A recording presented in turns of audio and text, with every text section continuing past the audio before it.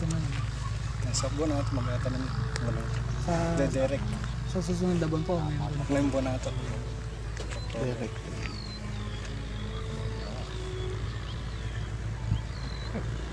Yung Derek lang, i-transfer lang yung mga December na siguro.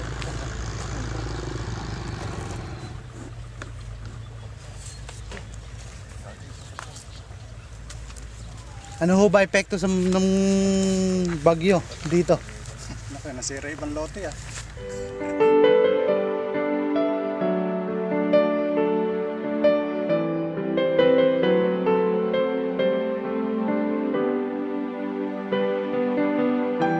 Siguro ng 30 hectares.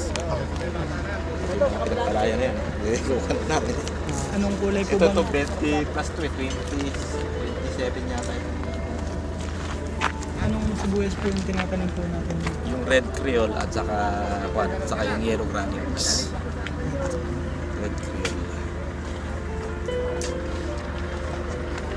Mga gano'ng karami mga po inaani po mo? Lahat. Yung 28. Kasi kung tatamaan mo yun, 28,000. Pero 1,000 isang hektarya. Dapat yan o. Pagka hindi mo na ako yung target na yan eh.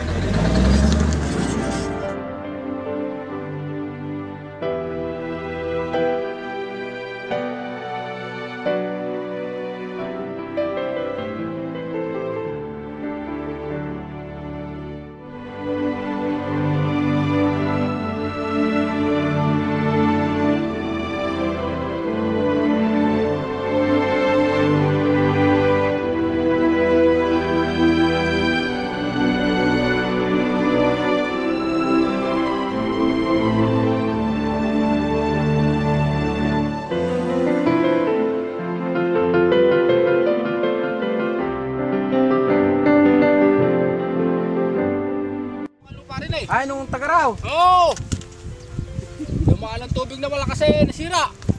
Ala na, ito yung mga hirap namin, no. Kapapatag, ito nasira rin, pinatag ko lang ng suyod. Kung mo alam pambayad. Nakita naman nyo. Ayan, hawak yung suyod at kalabaw. At payat din, kalabaw ko sa kapapatag. Ilang araw na ako nagsusuyod din eh. Yung lahat ng mga dinaanan ng tubig, lungkaw-lungkaw, lahat na yun.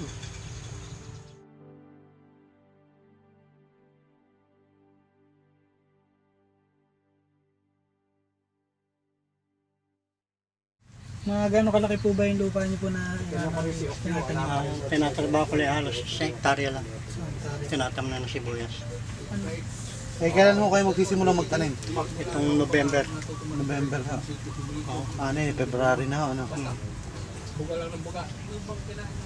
Ano ho ba epekto sa inyo ng bagyo? Ano ho nangyari sa May lupa malaki niyo? yung epekto ng bagyo sa amin. Marami yung nasirang halaman. Ang mga palay, naglubugan. Ang diki namin nasira. Yung bahay namin lumubog sa lugar na yan.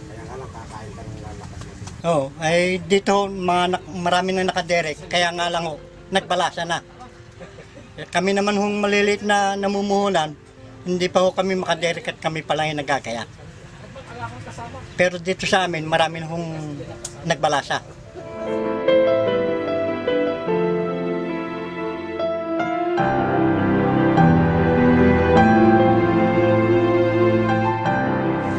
Pangalan niyo po? Ricardo Javier. Narbacan 1. Ilang hectares po ang tinatamnan niyo? May maluwang yung kanya rin. Maluwang dito eh. Yung sa akin at saka yung yung iba, yung nasasakupan namin dito. Baka nito hindi bababa sa 20 na yun eh. Hektar. Dahil kasi ayaw nang mag-seeding crop dahil ito kasi hindi irrigated. Puro makina lang. Nakalinya. Ilang hectares po yun? Sa inyo lang po, yun sa inyo. Dahil yung sa amin siguro may 1 hektarya. Hectare. Dahil kasi yung Kailan po nyo balak magtanim? sa amin kasi, kung meron na sanang pula, may hindi sabay yun, may iuuna, mayroon pang huli. Pagkaraniwan sa amin, ang gulungan ng pagpupula rito is December, bago first week ng December, nakalaglag na lahat. Dahil kasi inaabot namin ng pag-ani ng March.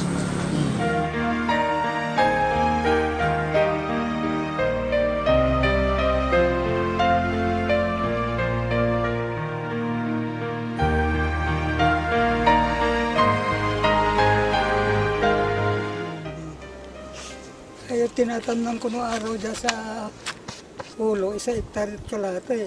Puro sibuyas po yun. Oo.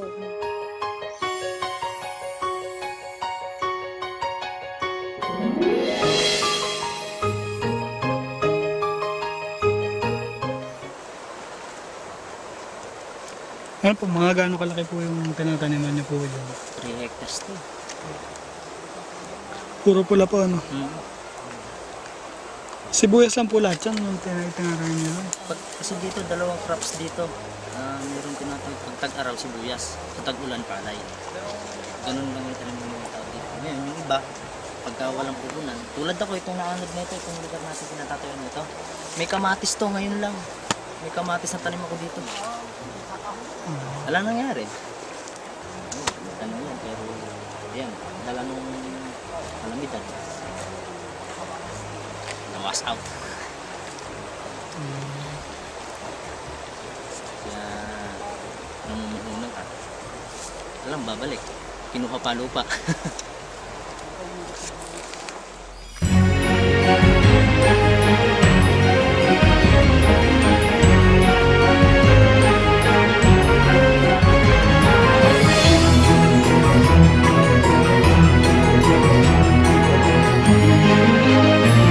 Ano pangalan niyo po?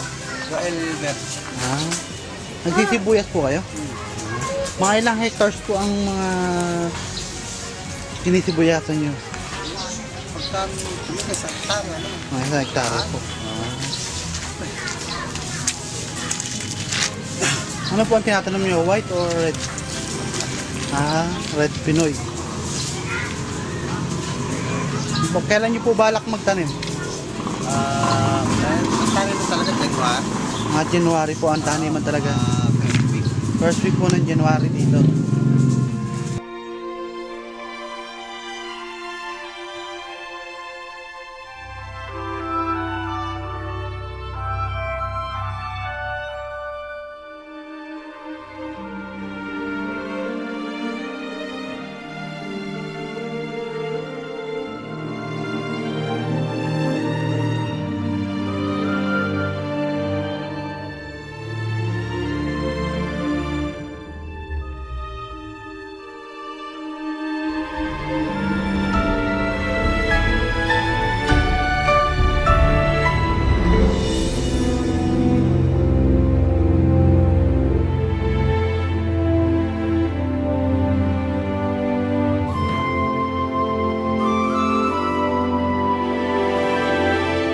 Pangalan niyo po kuya?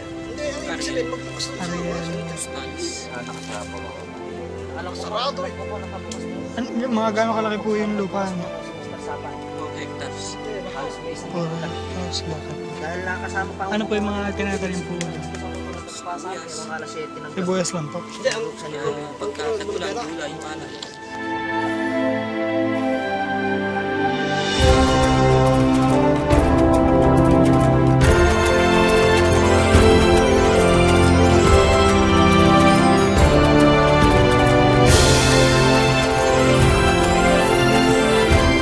Ano po, makatanim ang tapo ka? Tibag mo yung lupa, patunit eh. Hindi tambak to eh, tibag. Hindi na bakit. Hindi naabutin. Oo. Natibag na iba, yung iba natabunan ng ground.